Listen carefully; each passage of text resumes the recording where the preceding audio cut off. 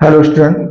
आज हम class 10th का पहला सेट लेकर के आए हैं जिसका नंबर है 822 बी वी। तो आज हम अपना ये सेट है, सेट को सॉल्व कराएंगे जिसमें बहुविकल्पी प्रश्न जो दे रखे हैं खंड अ में। इसमें 20 क्वेश्चन है, 20 क्वेश्चनों के पूरे 20 क्वेश्चन यहाँ कराएंगे। देखिए कैसे कराते हैं और पेपर में कैसे क्वेश्चन पूछे जाते हैं, कहाँ कहाँ से पूछे जाते हैं, ये आपको पूरी जानकारी यहाँ से मिल जाएगी। तो देखिए पहला क्वेश्चन है यहाँ पर हमारे पास एक परिमित संख्या और एक अपरिमित संख्या होता है। तो हमेशा ध्यान रखिए स्टूडेंट कि जो परिमित संख्या और परिमित संख्या का जो योगफल है और अंतर है वो हमेशा अपरिमेय होता है, या तो गुणा में हो या भाग में हो, हमेशा अपरिमेय होगा। तो देखिए यहाँ पर पहला क्वेश्चन में ऑप्शन दे रखा है परिमित संख्या, प्राकृत संख्या, पूर्ण संख्या, अपरिमेय संख्या। जिसका ऑप्शन है हमारे पास अपरिमेय संख्या। दूसरा क्वेश्चन कहता है कि संख्या 156 का अभाज्य गुणनखंड होगा। तो इसमें जो अभाज्य गुणनखंड होगा जब हम कैसे निकालेंगे, इसे 156 के फैक्टर करेंगे। देखिए यहाँ पर 156 के फैक्टर कर लेंगे हम।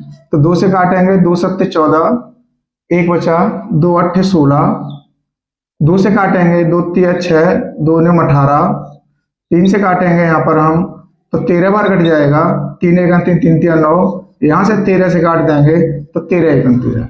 अब यहाँ पर क्या है कि 2 के 2 बार गुणनखंड आए हुए हैं, तो इस पे क्या करेंगे, इसको हम लिखेंगे 2 की पावर 2 गुणा 3 गुणा 13। तो ये वाला जो ऑप्शन हमारा जहां मिलेगा वही ऑप्शन हमारे पास इसमें होगा। देखिए यहाँ पर कौन सा ऑप्शन मिल रहा है हमारे पास, 2 की पावर 2 और 3 गुणा में और 13। तो हम ऑप्शन यहां से ढूंढ लेंगे अपना। तो ये ऑप्शन है हमारे पास बी। तो ये बी ऑप्शन सही होगा। या इस चैप्टर से, या फर्स्ट चैप्टर है ये, फर्स्ट चैप्टर से कम 3-4 क्वेश्चन आपको पूछे जाते हैं। तो इन क्वेश्चनों का एलसीएम, एचसीएफ, इन चीजों का जरूर ध्यान रखें। अब देखिए यहाँ पर दूसरा क्वेश्चन है हमारे पास। नेक्स्ट तीसरा क्वेश्चन है 3x + 5y upon 3x - 5y equal to 7/3। अब यहाँ पूछा क्या गया है कि रेशियो x और y का पूछा गया है, यानी x और y का रेशियो क्या होगा। तो यहां से हम x और y का अपना रेशियो निकालेंगे। तो ये इसे सॉल्व करेंगे। तो देखिए यहां पर 3x + 5y upon 3x - 5y equal to 7/3। इसमें क्या करेंगे, क्रॉस मल्टीप्लाई गुणा कर देंगे। तो यहां 3 तिया 9, x plus 3 5 15 y equal to 7 तिया 21 x और माइनस 7 पंजे 35। अब इसमें से क्या करेंगे, x जो है वो हमारी तरफ एक तरफ आ जाएगी और y जो है एक तरफ हो जाएगी। तो देखिए यह 9x है, 9x ले ले। अब x इधर है 21 है, प्लस का है, तो इधर आगे किसका हो जाएगा, माइनस का हो जाएगा। इक्वल टू -35 और माइनस जो 35 बाई होंगे, 35 बाई और माइनस के 15 बाई। अब देखिए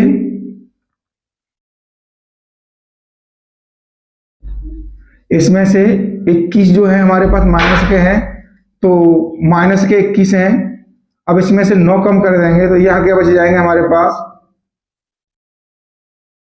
12x इक्वल टू 35 और जो दे रखे हैं हमारे पास 15, तो 40 50 हो जाएंगे ये, माइनस के 50 बाई और ये हमारे पास माइनस के हैं। अब यहां से हमें निकालना क्या है, माइनस से माइनस काट दो। अब यहां से निकालना है हमें x अपॉन y निकालना है, क्यों रेशियो पूछा गया हमारे किसका, x अपॉन y का। तो इक्वल टू 50। अब इधर ये 12 गुणा में, इधर जाके किसमें हो जाएंगे, भाग में हो जाएंगे। तो ये हमारे पास 2 से कट जाएंगे 25 बार और ये कट जाएगा हमारे पास 6 बार। तो x upon y equal to 25/6। अब देखिए यहाँ पर जो अनुपात पूछा गया है हमारे पास, तो ये हो जाएगा x ratio y equal to 25/6। ये हमारे पास ऑप्शन मिलना चाहिए। तो देखिए यहाँ पर पहला ही ऑप्शन है हमारे पास ए, 25/6। ये हमारा पास क्लियर हुआ।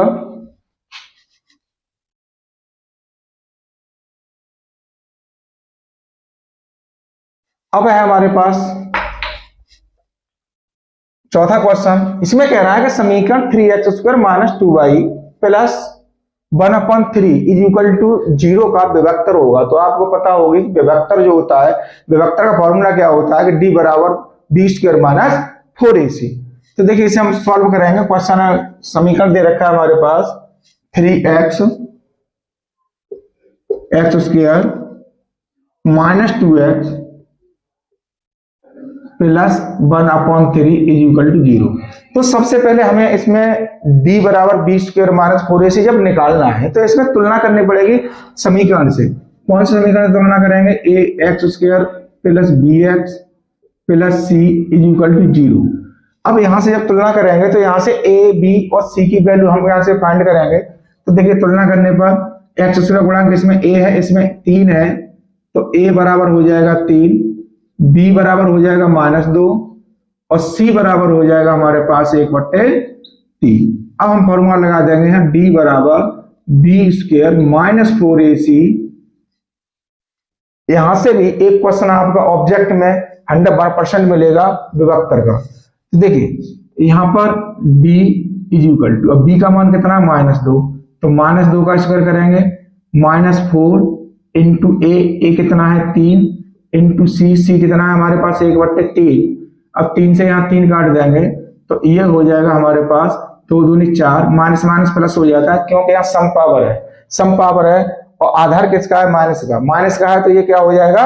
प्लस हो जाएगा। तो ये 4 और यहाँ बचेंगे -4। अब इससे ये कट जाएगा तो बचेगा क्या? d बराबर हमारे पास बचेगा 0। तो 0 वाला जो ऑप्शन इसमें होगा वही हमारे पास सत्य होगा। तो देखिए यहाँ पहला ही ऑप्शन है ए, तो इसका कौन सा हो गया? ए हो गया। अब देखिए यहाँ बात करता है कि निम्न सारणी का मान होगा, तो यहां दे रखा है, अब इसमें वर्गांतरण दे रखा है और इसमें पूछा गया है हमारे को कि मान इसका होगा क्या? माध्य की बात कर रहा है यहाँ। निम्न सारणी का माध्य का मान होगा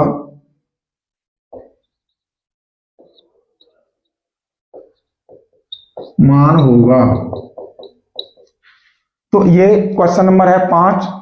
अब देखिए यहां पर दे रखा है वर्गांतरण दे रखा है और हमारे को बारंबारता दे रखा है। अब देखिए माध्य हमें निकालना है, तो इसका क्या करेंगे? माध्य निकालने के लिए इस टेबल को यहां पर लिखेंगे। तो पहला है यहां पर वर्गांतरण,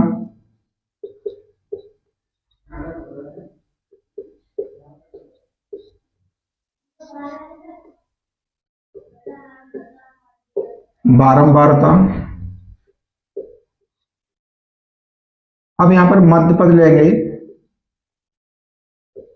मध्य पद होता है x। अब देखिए वर्गांतराल क्या है हमारे पास? 2 से 4, 4 से 6, 2 से 4, 4 से 6, 6 से 8, 8 से 10 और 2 रखा है हमारे पास नेक्स्ट 10 से 12। अब फ्रीक्वेंसी दे रखी है 2 4 7, 2 4 7 3 4 3 4। अब हमारे पास यहां से मध्य पद निकालने, मध्य पद का तरीका क्या होता है? या लोअर लिमिट और अपर लिमिट, इन दोनों का क्या कर देते हैं? आपस में जोड़ कर देते हैं, जोड़ करके 2 का हम इसमें भाग लगा देंगे। तो देखिए तो 4 और 2 6, अब 6 हो गया, 6 में 2 का भाग देंगे तो ये हो जाएगा 3। अब यहाँ डिफरेंस देखते हैं, डिफरेंस कितने कितने का? हमारा सीक्वेंस डिफरेंस समान डिफरेंस है 2 का, तो 2 2 जोड़ते जाएंगे तो ये हो जाएगा 5, 5 और 2 7, 7 और 2 9, 9 और 2 11। तो यहाँ देख लिया हमने कि हमारे पास ये मध्य पद निकल आया। अब फ्रीक्वेंसी कितनी है हमारे पास? यानी बारंबारता कितनी है हमारे पास? 2 4 7 3 4। तो देखिए अब यहाँ हम निकालेंगे f इंटू एक्स, यानी f इंटू एक्स निकालेंगे क्योंकि हमारे पास फॉर्मूला क्या होता है? x bar is equal to f x sigma f x upon sigma n। तो देखिए यहाँ 2 तिया 6, 4 पंजे 20 और 7 सत्ते 49 और 9 तिया 27 और 11 चौके 44। ये हमारे पास हो गया। अब यहां से हमें क्या निकालना है, सिग्मा एफ एक्स। अब सिग्मा एफ एक्स क्या होता है कि जो जितने पद होते हैं उन सिग्मा का योग होता है। तो देखिए यहां से 6 और 9 15, 15 और 7 22, 22 और 4 26, 26 के आ जाएंगे 6, यहां से लागे 2, 2 और 2 4, 4 और 4 8, 8 और 2 10, 10 और 4 14, यानी कितना हो गया ये हमारे पास 146। अब देखिए यहाँ बारंबारता को जोड़ेंगे तो ये सिग्मा एफ ये बनेगा 4 और 2 6, 6 और 7 13, 13 3 16, 4 20, ये हो गया हमारे पास 20। अब यहां से हमारे फॉर्मूला है x bar is equal to sigma f x बट्टे सिग्मा एफ। इसको हम एन भी लिख देते हैं, सिग्मा एफ होता है इसे हम एन भी ले लेते हैं फॉर्मूले में। देखिए यहाँ पर अब सिग्मा एफ एक्स कितना है हमारे पास 146 है और ये कितना है हमारे पास 20 है। तो यहां से जब हम किसे काटेंगे तो 20 सत्ते 140 होते हैं। अब कितना बचा हमारे पास 6 बचा, दशमलव लगाएंगे, एक जीरो बढ़ा लेंगे तो 60। अब देखिए हमारे पास कितना आ गया x bar is equal to आ गया 7.3। तो यहाँ जो हमारे पास 7.3 का ऑप्शन होगा वही हमारे पास सत्य होगा। तो देखिए हमारे पास कौन सा है, डी ऑप्शन मिल रहा है 7.3। अब यहां बात करते हैं हम छठवें क्वेश्चन की। तो जो छठवां क्वेश्चन दे रखा है, अब हमारे पास जो सॉल्यूशन हो रहे हैं इसके आप स्क्रीनशॉट ले सकते हो, वीडियो को सेव कर सकते हो।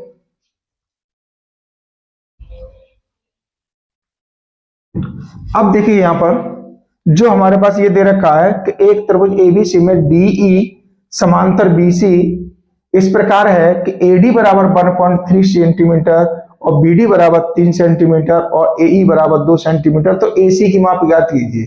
अब देखिए यहां समांतर की बात भी कर रहा है, तो चित्र में देख सकते हैं हम, ये ए है, ये बी है और ये सी है और यहाँ डी, यहाँ ई। अब इसमें जो दे रखा है ये तो दे रखा है बेटा 2 सेंटीमीटर और ये दे रखा है 1.5 सेंटीमीटर और ये दे रखा है 3 सेंटीमीटर। तो अब हमको फाइंड क्या करना है, इसमें एसी फाइंड करना है। तो देखिए एसी फाइंड हम जब ही कर सकते हैं कि जब हमारे को ई और सी ज्ञात होगा। जब ई और सी ज्ञात होगा तभी हम इसे क्लियर कर पाएंगे। तो देखिए यहां पर सबसे पहले हमें करना क्या है कि ईसी निकालेंगे तो समानुपात आधारभूत समानुपात प्रमेय लग जाएगी इसमें। तो देखिए अब ये और ये दोनों कैसे दे रखी हैं, समांतर दे रखी हैं। तो जब डीई समांतर बीसी, जब ये दो कंडीशन दे रखी हैं तो इसका भाग का अनुपात बराबर इस भाग का अनुपात बराबर होगा। तो यहां होगा AD upon BD is equal to AE upon EC. अब देखिए एडी कितना दे रखा है 1.5 दे रखा है। अब ये कितना दे रखा है हमारे पास 3 दे रखा है इज इक्वल टू। अब देखिए यहां पर क्या है हमारे पास एसी वो सॉरी एई दे रखा है 2 अपॉन ई और सी। अब यहां पर क्या करेंगे हम क्रॉस मल्टीप्लाई गुणा करेंगे 1.5 ईसी इज इक्वल टू 3 गुणा 2। तो 1.5 ईसी इज इक्वल टू 6। अब ईसी की वैल्यू यहां से हमें फाइंड करना है तो 6 अपॉन 1.5। तो देखिए यहाँ से पॉइंट से पॉइंट हटाएंगे, जीरो बढ़ा देंगे, 15 1 15, 15 चौके 60। यानी ईसी जो निकल आया हमारे पास ये कितना आ गया 4। अब जब 4 आया है अब हम पूछा क्या गया है, एसी पूछा गया है। तो देखिए एसी जो हम निकालेंगे एसी किसके बराबर है, एई प्लस ईसी। तो यहाँ एई की जो वैल्यू दे रखी है वो दे रखी है हमारे पास 2 प्लस, अब ये कितनी निकाली है हमने 4, तो ये कितनी हो गई हमारे पास 6। तो इसमें 6 वाला जो ऑप्शन होगा वही हमारे पास सही होगा। तो यहाँ देखिए पहला ही ऑप्शन मिल रहा है हमारे पास ए में कितना दे रखा है 6.0 सेंटीमीटर। अब देखिए यहां पर बात करता है 7 क्वेश्चन की। तो बिंदुओं 2,3 और 4,1 के बीच की दूरी होगी। तो देखिए यहाँ जो हमारे पास बीच की दूरी का फॉर्मूला होता है d बराबर अंडर रूट में x2 माइनस x1 का square whole square plus y2 minus y1 का होल स्क्वायर। अब यहाँ पर जो बिंदु दे रखे हैं इन बिंदुओं को हमें लिखना है, उसके बाद में x1 y1 मानेंगे। तो देखिए जो बिंदु हैं, अब बिंदु देखते हैं हम कौन कौन से हैं हमारे पास, 2,3, 2,3 और बिंदु दे रखे हैं हमारे पास 4,1। अब इसमें क्या करेंगे, x1 y1 x2 y2, ये हमारे पास वैल्यू है। अब यहां फॉर्मूला लिखेंगे, अंडर रूट में x2 माइनस x1 का whole square plus y2 minus y1 का होल स्क्वायर। अब यहां पर ये जरूरी नहीं है कि हम x2 माइनस x1 और y2 माइनस y1 लें, यहाँ पर हम x माइनस x2 का भी होल स्क्वायर कर सकते हैं, यहाँ पर y1 माइनस y2 का भी होल स्क्वायर कर सकते हैं, उससे भी निकला, क्योंकि यहाँ माइनस का है।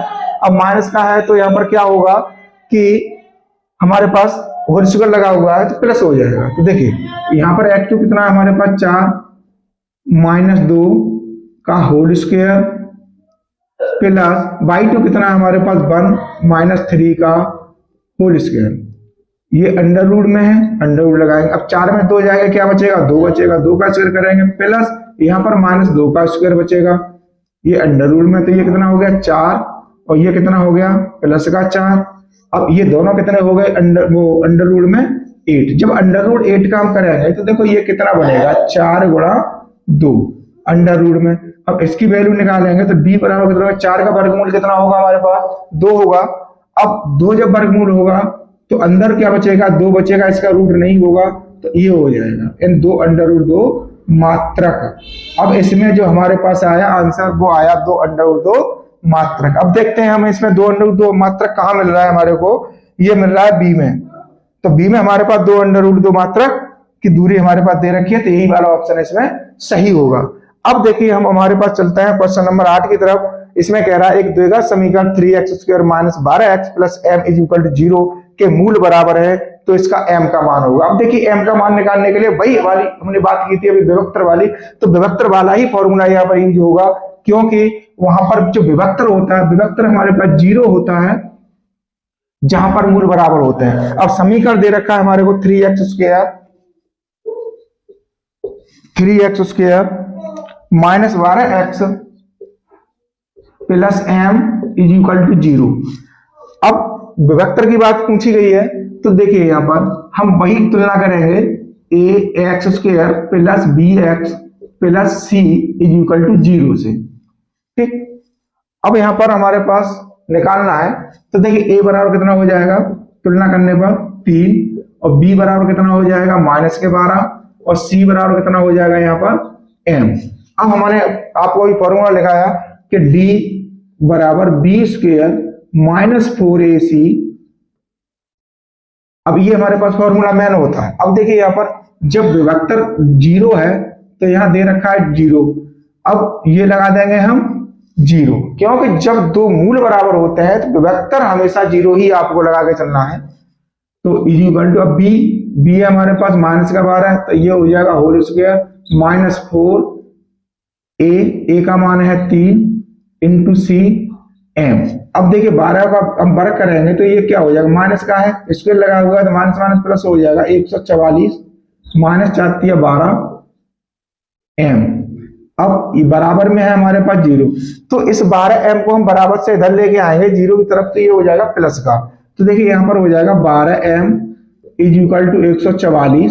अब m की वैल्यू निकालेंगे तो ये हो जाएगा 144 बट्टे 12, और 12 से इसे हम काटेंगे तो 12 ही बार कटेगा, तो m इज इक्वल टू 12। यहां से m का जो मान आया वो 12 आया। अब ऑप्शन में देखते हैं 12 हमारे पास कहां मिलेगा, सी वाले में मिलेगा। देखिए ये सी वाला ऑप्शन हमारे पास सही होगा। अब यहां से हम आगे बात करते हैं क्वेश्चन नंबर 9 की। अब क्वेश्चन नंबर 9 में क्या कर रहा है कि 15 और 25 का HCF 5 है तो उनका LCM होगा। अब देखिए यहाँ पे हमारे क्वेश्चन ये सब हो गए, 8 क्वेश्चन हमारे क्लियर हो गए, तो इसे हम हटा देते हैं।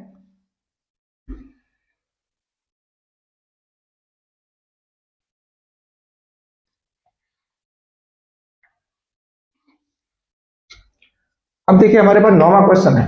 15 25 का एचसीएफ देकर रखा है। अब इसमें हमारे पास फॉर्मूला लगता है, इस फॉर्मूले के ऊपर भी कम से कम 2 से 3 क्वेश्चन आपके ऑब्जेक्टों में पूछे जाएंगे।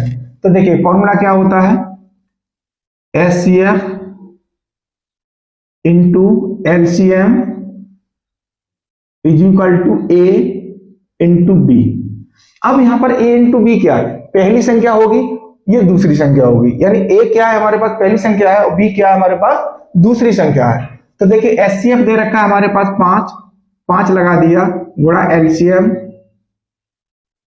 इज इक्वल टू, अब पहली संख्या कितनी है हमारे पास 15 इंटू, अब दूसरी संख्या कितनी है 25। अब कुछ नहीं करना है, जिसकी वैल्यू हमें निकालनी है वो तो इधर ही रहेगा और जिसकी वैल्यू जो हमारे पास ज्ञात पद है वो बराबर से उधर चला जाएगा। तो देखिए LCM is equal to 15 into 25 upon 5। अब 5 से इसे हम काट देंगे, 5 बार काट दो, 5 से 25 कट गया 5 बार। अब जो हमारे पास वैल्यू दे रखी है इसमें एलसीएम इज इक्वल टू 15 पंजे 75। अब देखिए यहां पर हमारे पास वैल्यू क्या आ गई एलसीएम की 75। 75 वाला ऑप्शन जो होगा वही हमारे पास सही होगा, यानी बी ऑप्शन जो है इसका बिल्कुल सही बैठ रहा है। अब देखिए यहां पर कुछ सीरीज वाला क्वेश्चन आया है, समांतर श्रेणी से लिया गया है। अब ये है हमारे पास 10वां क्वेश्चन। तो इसमें कहता है कि एपी दे रखा है हमारे पास, एपी 3 1 -1 और -3 डॉट डॉट, यानी कोई भी आगे संख्या कितने पद हो सकते हैं, इनफिनिटिव हो सकते हैं, इसी रूप में चलेंगे।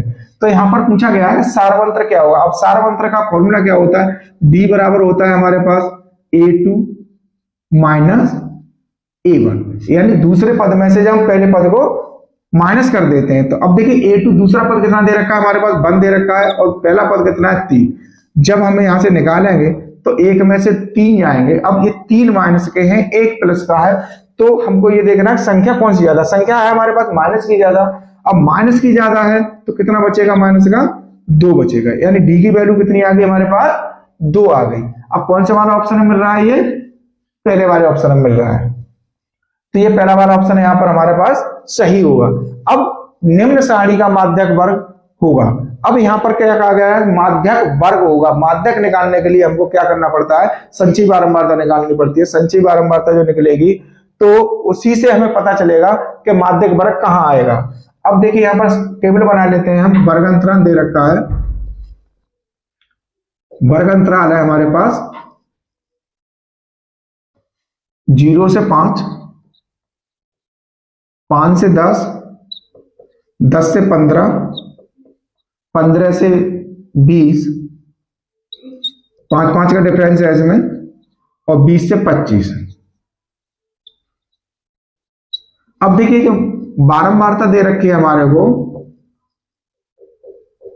बारंबारता है हमारे पास 2 7 3 10 और 4। अब इसमें हमें क्या निकालना है, संचयी बारंबारता निकालनी है, संचयी बारंबारता। अब संचयी बारंबारता क्या होता है कि ये सामने वाला पद बारंबारता का पहले जैसे का तैसा लिख लेते हैं, 2 है। अब 2 के बाद में ये नेक्स्ट पद जोड़ेंगे, इसमें हो जाएगा 9, 9 के बाद में इसको जोड़ेंगे, कितना हो जाएगा 12, और 12 और 10 कितने हो गए 22, और 22 और 4 कितने हो गए 26। अब यहां पर जो n आया बेटा, n आया हमारे पास 26। अब इसमें देखेंगे हम n/2, n/2 यानी n का आधा भाग निकालेंगे तो ये आ जाएगा हमारे पास 26/2। ये कितना हो गया हमारे पास 13 हो गया। अब 13 हो गया तो 13वां देखेंगे, 13वां पद कौन से पढ़ रहा है, तो देखिए 13वां पद जो पढ़ रहा है हमारे पास 22 वाले में आ रहा है, क्यों 12 से एक्स्ट्रा हो गया, 12 से 1 ज्यादा है तो कितने में आ गया 22 में आ गया। अब 22 वाला पद जो आ रहा है किस में आ रहा है, वर्ग अंतराल 15 से 20, तो इसमें जो ऑप्शन होगा वो 15 से 20 वाला होगा।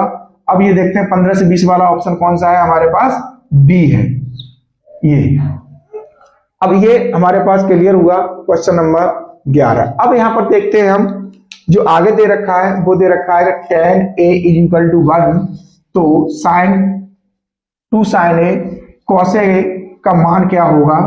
तो देखिए इसमें क्या मान लगाएंगे, तो यहां पर दे रखा है tan a is equal to 1। सबसे पहले हमें यहां से क्या काम करना है, ए की वैल्यू निकालनी है।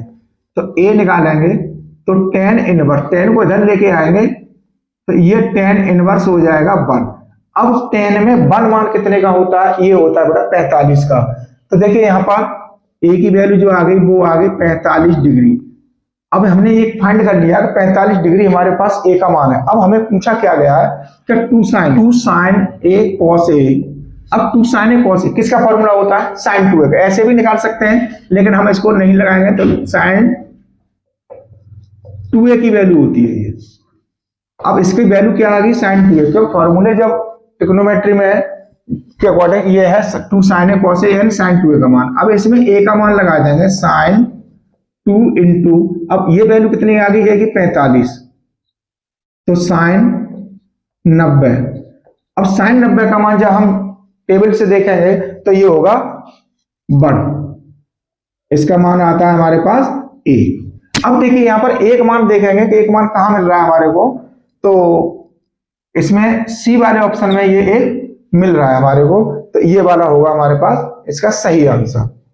अब देखिए यहां पर क्या कहा गया है नेक्स्ट क्वेश्चन में कि एक वृत्त के केंद्र से 25 सेंटीमीटर दूर स्थित बिंदु Q से वृत्त की स्पर्श रेखा की लंबाई 24 सेंटीमीटर है और वृत्त की त्रिज्या होगी। तो यहां पर पूछा गया है, देखिए यहां पर एक वृत्त है। अब वृत्त में स्पर्श रेखा की बात करता है, तो स्पर्श रेखा बेटा हमेशा त्रिज्या या व्यास पर लंब होती है, ये चीज हम उसका आपका ध्यान रखना है। अब यहां पर एक स्पर्श रेखा खींचेंगे और इसको दे रखा है हमारे को एक वृत्त के केंद्र से, ये वृत्त का केंद्र है। वृत्त के केंद्र 25 सेंटीमीटर दूर स्थित बिंदु Q से वृत्त की स्पर्श रेखा। तो देखिए ये बिंदु होगा Q, ये होगी 25 सेंटीमीटर। क्यों, 25 सेंटीमीटर दूरी दे रखी है। अब यहां पर क्या है, स्पर्श रेखा की लंबाई 24 सेंटीमीटर, सॉरी बेटा ये 24 है। अब ये जो दे रखा है, ये दूरी जो दे रखी है ये 25 दे रखी है। अब पूछा क्या गया है इसमें कि वृत्त की त्रिज्या क्या होगी, ये r फाइंड करना है हमें, यानी यहां पर है P डाल देते हैं बिंदु, तो PQ पूछा गया है। अब हमको देखना यह है कि इसमें पाइथागोरस प्रमेय का प्रयोग करेंगे, तो ये तो लंब हो गया, ये आधार हो गया और ये इसका हाइपोटेन्यूज यानी काण हो गया।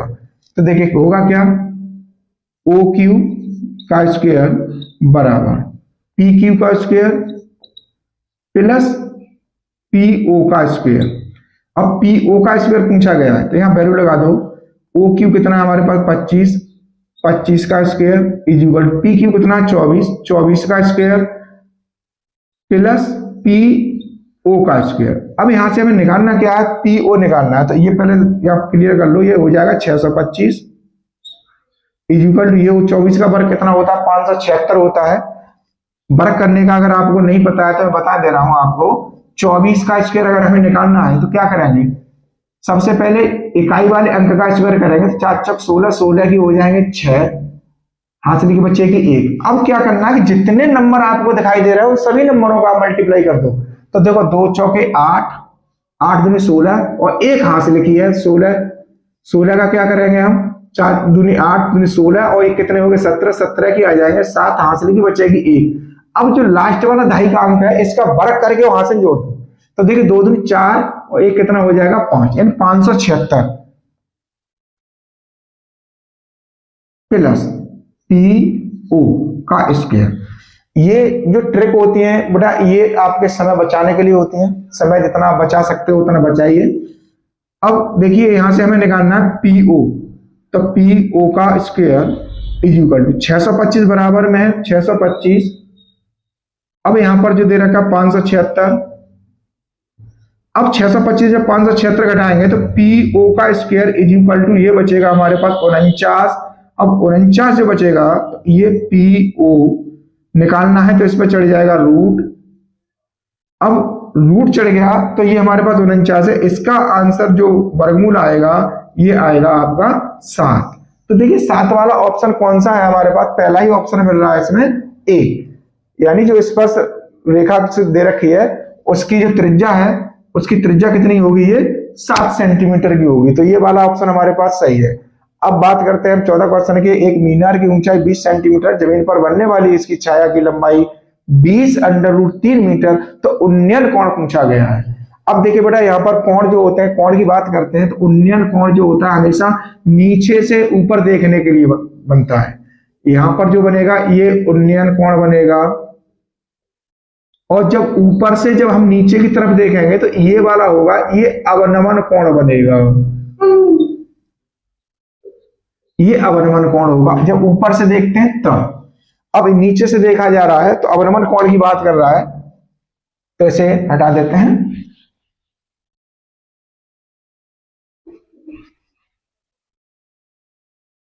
अब देखिए यहां पर इसका डायग्राम है।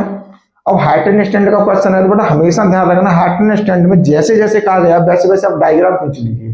जब तक डायग्राम आप नहीं बना सकते तब तक आप क्वेश्चन सॉल्व नहीं कर पाएंगे, क्योंकि इसमें ऐसी कोई कंडीशन नहीं बिना डायग्राम क्वेश्चन हो जाए। तो देखिए ये कह रहा है एक मीनार की ऊंचाई 20 मीटर है, तो सबसे पहले हम एक मीनार बना लेंगे।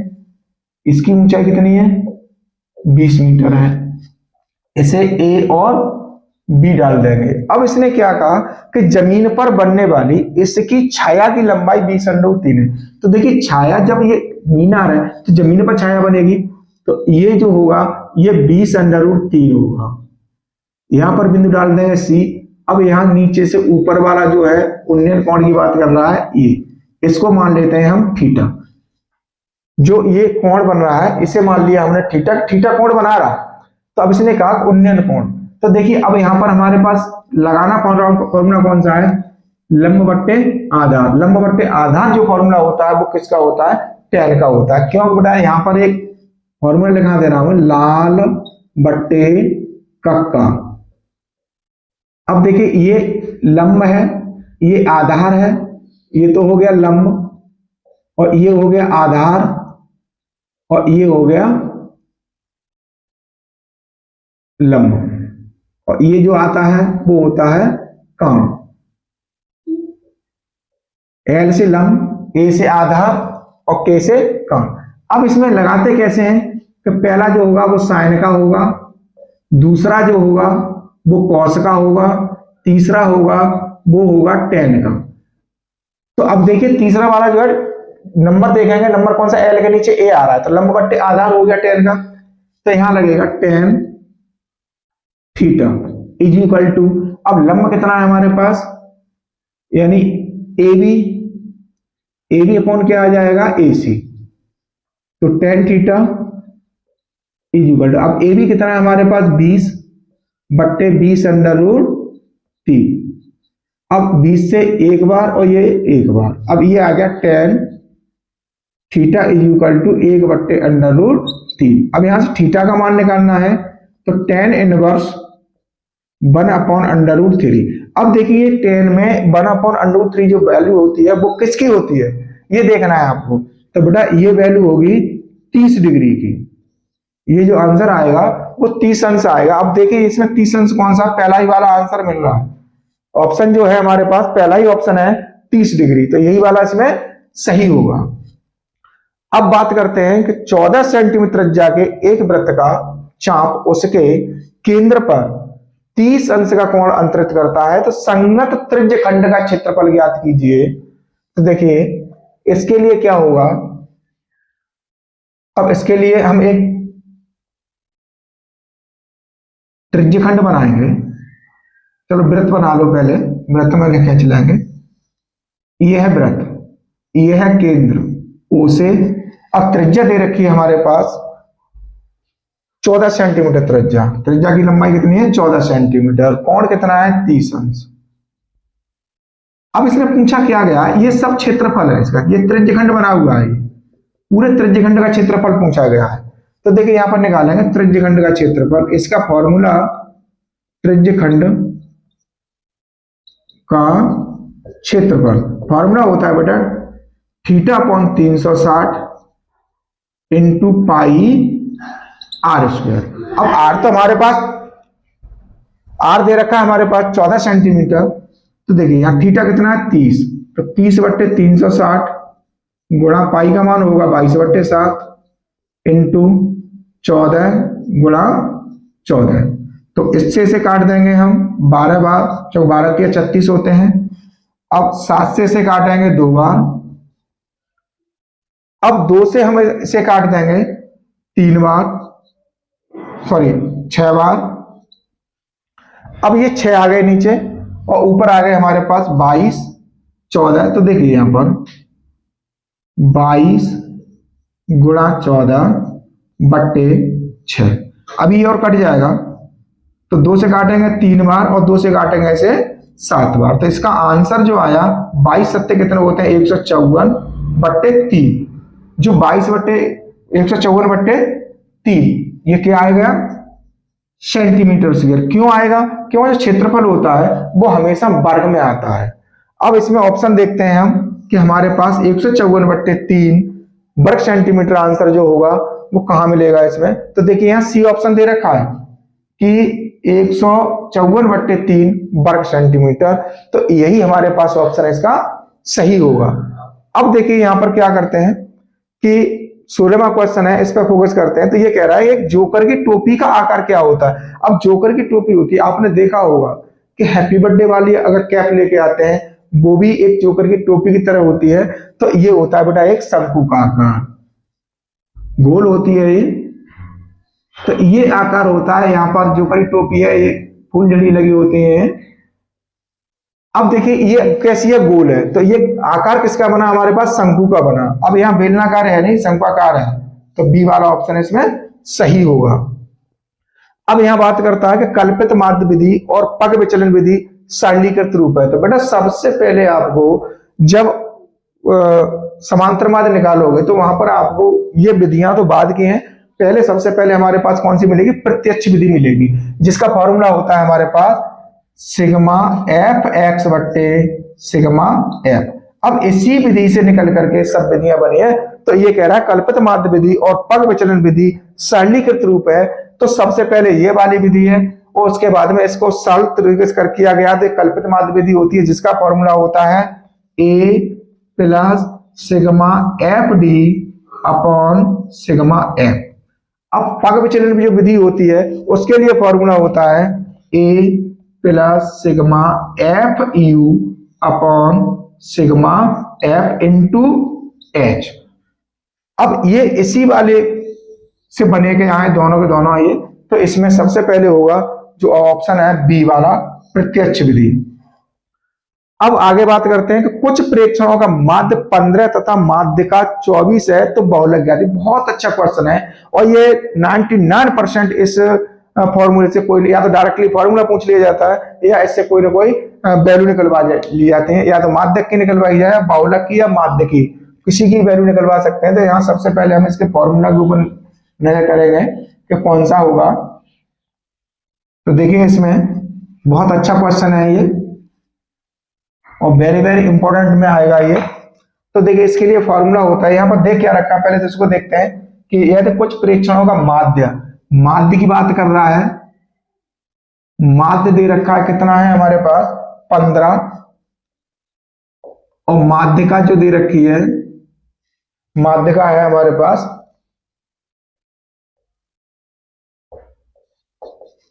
24। अब इसको हम माध्यक भी लिख सकते हैं, माध्यक। ये तो माध्य होता है और माध्य का जो दे रखी है माध्य का ही दूसरा नाम है माध्यक। तो देखिए यहां पर फॉर्मूला क्या हुआ लगेगा इसमें, बहुलक बराबर 3 माध्य का -2 माध्य। यानी फॉर्मूला बन गया हमारे पास बहुलक बराबर 3 माध्य का -2 माध्य। अब माध्य का कितनी दे रखी है हमारे पास 24, तो 3 गुणा 24 इसकी वैल्यू रख देंगे -2 गुणा 15। तो देखिए 24 दिया कितने होंगे 72 होंगे, -15 दूनी कितने होंगे 30 होंगे। अब 72 में से जब 30 को हम घटाएंगे तो ये कितना बचेगा हमारे पास यहाँ पर 42। तो इसमें ऑप्शन ढूंढेंगे 42 वाला ऑप्शन जो है, देखिए डी वाला ऑप्शन मिल रहा है हमारे को 42। तो ये डी वाला ऑप्शन इसमें सही होगा। अब हम बात करते हैं इसके बाद में 19वें क्वेश्चन की। तो 19वां जो क्वेश्चन है, तो अब ये कह रहा है कि एक पासे को एक बार फेंका जाता है। अब देखिए बेटा, जब पासा होता है तो पासे पर कुल संभावना जो होती है वो 6 होती है, क्योंकि संख्या पासे पर जो है हमारे पास 6 है। तो देखिए, जब पासा फेंका जाता है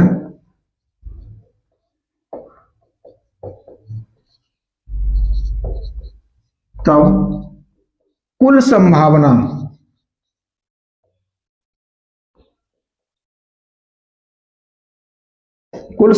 कितनी होंगी बेटा, हमारे पास 6 होंगी।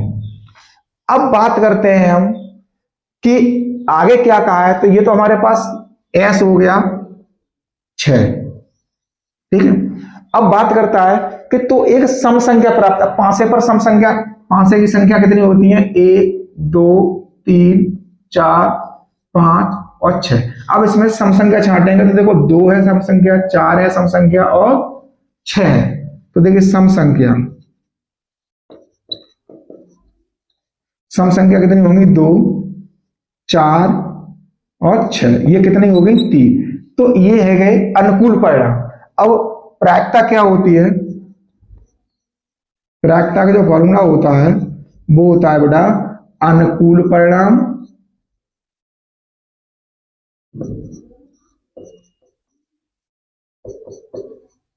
बट्टे कुल परिणाम।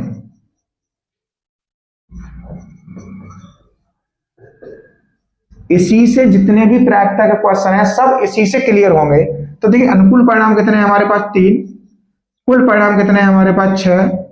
तो 3 1 3 3 दूने 6। तो इसका आंसर कितना होगा, 1/2 हो गया। अब देखिए 1/2 कहां मिल रहा है हमारे को, 1/2 बी में मिल रहा है हमारे पास, बी वाला ऑप्शन इसमें सही होगा। अब इसके बाद में लास्ट क्वेश्चन रह गया है, ओनली 20वां क्वेश्चन, यानी 19 क्वेश्चन हमारे पास सॉल्व हो गए। तो अब इसमें देखेंगे कि आगे कहता है कि अच्छी प्रकार से फेंटे हुए ताश के 52 पत्तों में से, तो देखिए यहां कुल संभावना जो है, कुल संभावना कितनी होंगी, 52 होंगी। क्यों, 52 पत्ते हैं ताशी गड्डी में, टोटल जितने पत्ते दे रखे हैं वो कुल संभावना में जाएंगे। अब क्या कहता है, एक पत्ते को यादृच्छा निकाला जाता है, तो रानी होने की प्रायिकता क्या कीजिए। अब देखिए रानी क्या होता है कि रानी जो बेगम होता है, क्यून, उसको कहते हैं। तो देखिए यहां पर